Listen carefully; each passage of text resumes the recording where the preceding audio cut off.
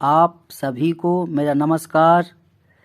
आज का वीडियो उन सभी बच्चों के लिए ज़रूरी है जो मैथ सीखना चाहते हैं, चाहे वो किसी भी क्लास की हो। मैथ में प्रारंभिक ज्ञान होना ज़रूरी है और स्पेशल ये वीडियो बनाया जा रहा है जो बच्चे कक्षा 8 पास करके कक्षा 9 में प्रवेश चाहते हैं। तो बिना किसी देरी के शुरू करते हैं आज का वीडियो। सबसे पहला पॉइंट है प्राकृतिक संख्या।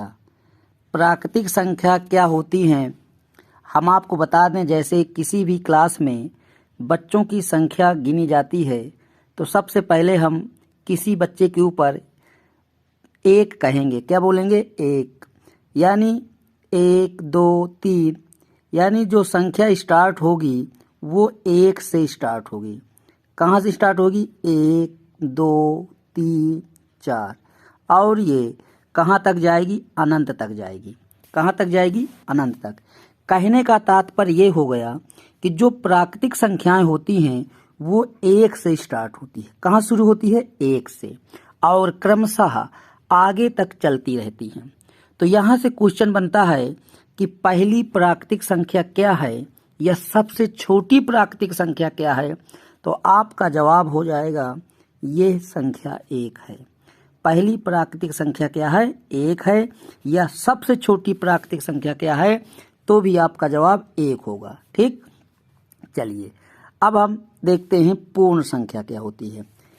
पूर्ण संख्या ये होती है, देखिए पूर्ण संख्या शुरू होती है 0 से। कहाँ शुरू होती है? 0 से। 0। अब इसके बाद पूरी प्राकृतिक संख्या यहाँ पे नोट हो जाती हैं। 3 4 ये अनंत तक भी जाती है। यानी पूर्ण संख्याएं भी कहाँ तक जाती हैं? अनंत तक।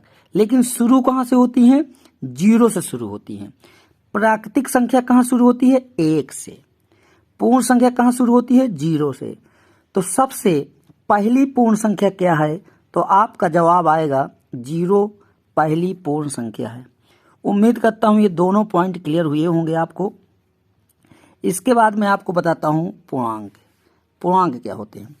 देखो, प्राकृतिक संख्या है 1 से हो गई, पूर्ण संख्या 0 से हो गई। अब इसमें धनात्मक नंबर तो हमने देख लिया, जैसे 1 है और ये 2 है, ये 3 है, ये धनात्मक नंबर हैं। लेकिन ये 0 क्या है? 0 ना तो धनात्मक होता है और ना ही ऋणात्मक होता है। ध्यान रखिएगा इस बात को। 0 ना तो धनात्मक है और ना ऋणात्मक। अब इसकी ऋणात्मक संख्याएं क्या होंगी? 1 2 ये इधर से ये माइनस इन्फिनिटी से होता है। कहाँ से होता है? माइनस इन्फिनिटी से लेके प्लस इन्फिनिटी तक, और 0 इस पे बीच पे रहता है, क्योंकि 0 ना तो धनात्मक है ना ऋणात्मक है।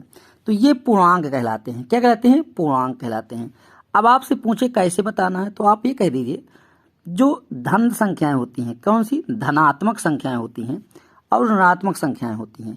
इन दोनों को मिला के अगर 0 भी शामिल कर लिया जाए तो वो हमारी पूर्णांक संख्याएं हो जाती हैं। क्या होती हैं? पूर्णांक हो जाते हैं। उम्मीद करता हूं यह भी बात आपके समझ में आ गई होगी। अगला पॉइंट देखते हैं सम संख्या। क्या है? सम संख्या। सुनिएगा ध्यान से सम संख्या के बारे में। सम संख्या के बारे में तो सबसे बड़ी बात यह है कि जो संख्याएं 2 से कट जाएं। किससे कट जाएं? जो संख्याएं 2 से कट जाएं वही हैं सम संख्याएं। अब लेकिन बात यह है कि 2 से कौन कटेगा? तो इस बात को याद रखिए, जिन संख्या के अंत में 0 हो। क्या हो? 0, या 2 हो, या 4 हो, या 6 हो, या 8 हो। जिन संख्याओं के अंत में ये अंक आपको दिख जाएं, 0 2 या 4 या 6 या 8, तो वो सब ही सम संख्याएं होंगी। बात समझ में आ गई? एक एग्जाम्पल बताऊं, जैसे 352 लिखा, इसके अंत में क्या है? 2, तो ये सम संख्या हो गई। ठीक है। 371, इसके अंत में क्या है? 1, तो ये क्या है? ये सम नहीं है, ये सम संख्या नहीं है। क्लियर? चलिए आगे देखते हैं विषम संख्या। विषम क्या है? वही एग्जाम्पल आपको लिखना है जिसके अंत में 0 2 4 6 8 ना हो। ये ना आना चाहिए, इसके अलावा कुछ भी आ जाए। जैसे 351, क्या आया? 1 आया। 43। क्या आया? 3। ना तो 0 है, ना 2 है, ना 4 है, ना 6 है, ना 8 है, इसलिए ये संख्या क्या हो जाएंगी? विषम हो जाएंगी। अर्थात जो संख्याएं 2 से ना कटें वो है विषम संख्या, जो संख्याएं 2 से कट जाएं वो सम संख्या। 2 से कौन कटेंगी? जिनके अंत में 0, 2, 4, 6, 8 होगा, और जिनके अंत में ये ना होगा वो विषम होगी।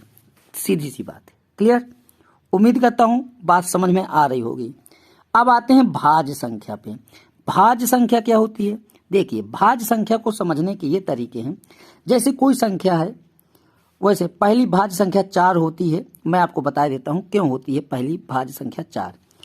4 की बात यह है कि 4 के जो खंड होंगे क्या होंगे? अपवर्त बोलते हैं इसको। क्या बोलते हैं? तो जैसे 4 के हम खंड करेंगे तो 1 और 2 और 4, जिसके 2 से अधिक खंड हो जाएं, क्या हो जाए? 2 से अधिक खंड, जैसे 2 दूनी 4, ठीक है, और 1 भी होता है, आपको पता है। तो इसके 2 से कितने खंड हो गए?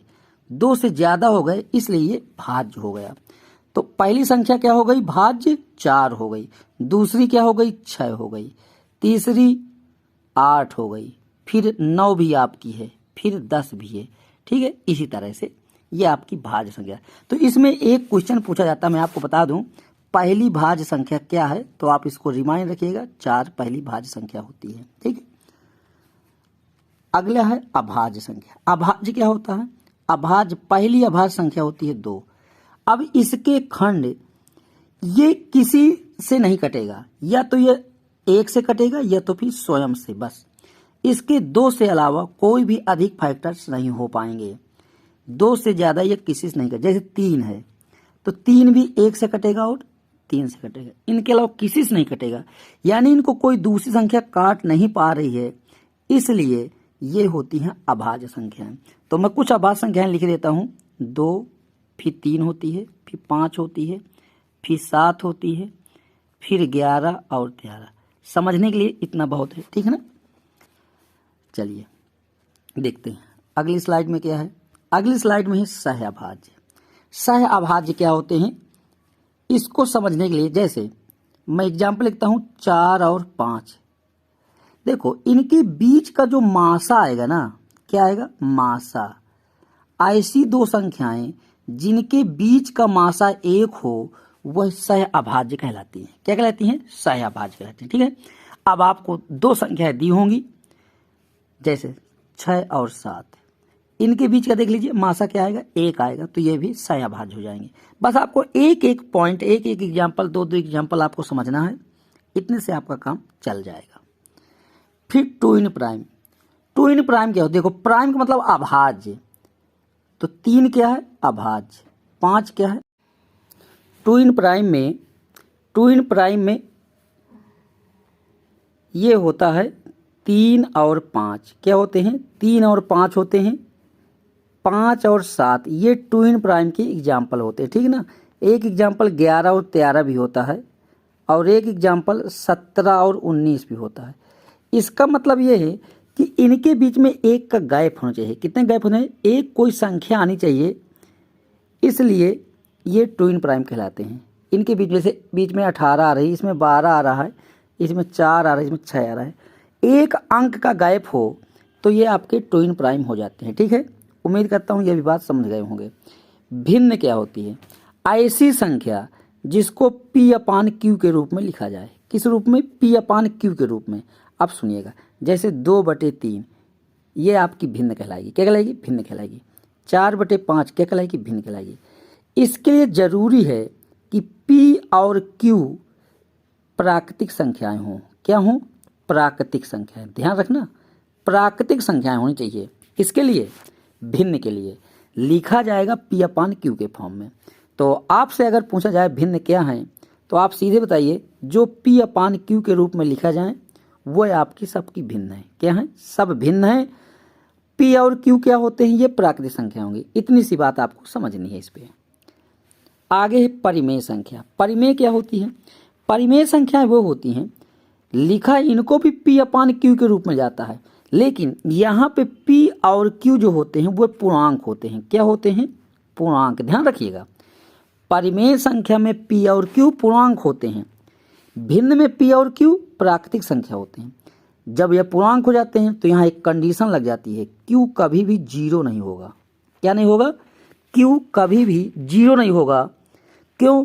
अगर किसी भी संख्या में जब आप जीरो का भाग दोगे तो वो नॉट डिफाइन हो जाएगा, मतलब क्या हो जाएगा? अनंत हो जाएगा, वो डिफाइन ही नहीं होगा। ठीक है, इसलिए परिमेय संख्या में q कभी भी जीरो नहीं होता, यानी परिमेय संख्या के किसी में हर में जीरो नहीं आ सकता।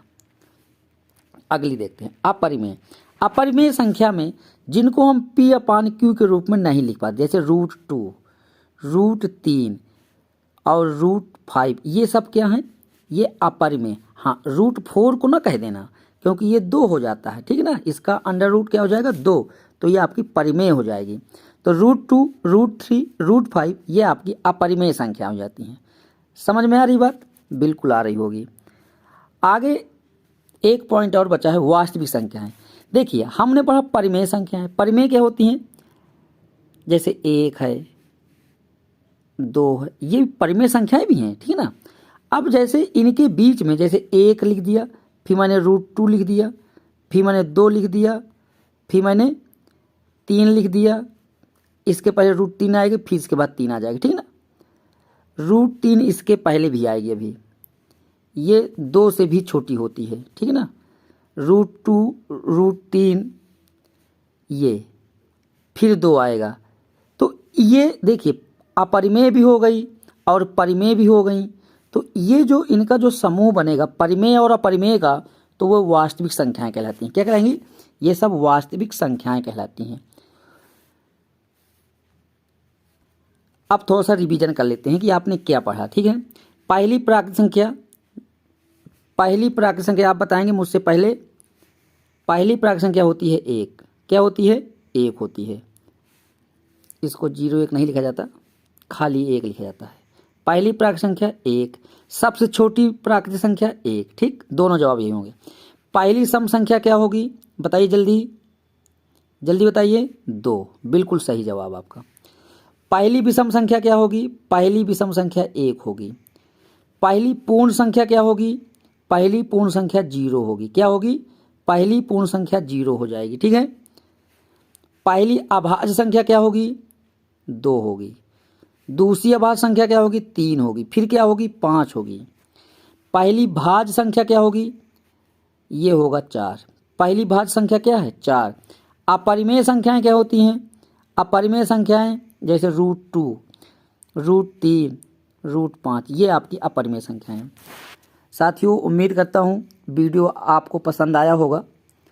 अगर पसंद आया है तो हर बच्चे तक ये वीडियो पहुंच जाना चाहिए जो बच्चा क्लास 9 में प्रवेश करना चाहता है।